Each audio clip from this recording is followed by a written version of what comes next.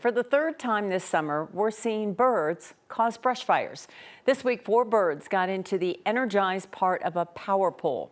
They were electrocuted, caught fire, and fell to the ground. It started a fire that burned dozens of acres just east of the Denver water treatment plant in Roxborough yesterday afternoon. And 9 News reporter Lauren Scafidi joins us to tell us what's happening and what it looks like there today. Lauren? Yeah, today it's pretty clear. You can see exactly what was burned. It's all of that black brush you see there behind me. The first time an electrocuted bird caused a fire this year was the Quail Hollow fire in Briars last month. That burned 1,100 acres. At the beginning of August, it happened again in Morrison, and a third time yesterday here in Roxborough. It seems to be a coincidence that these happen to have happened this year, and almost surprising when we hear that that's the start. 3 different fires near Denver this summer, the same culprit. Our investigators pinned it down to actually birds. Brendan Finnegan with West Metro Fire Rescue says 4 small birds were electrocuted Tuesday in Roxborough, caught fire, and fell to the ground, ultimately igniting the fire that burned about 35 acres. Pretty much any ignition in the grass fuels is going to start a fire, especially right now.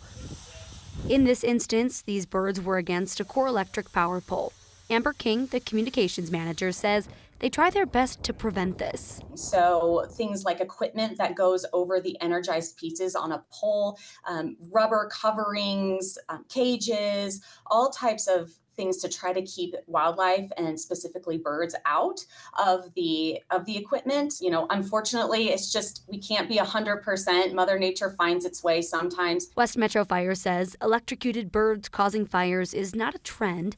It's more of a coincidence, especially when people are usually the ones to blame. It was surprising, as you know, most fires, 9 of 10 fires, are started by humans, and so we'll call this a natural start.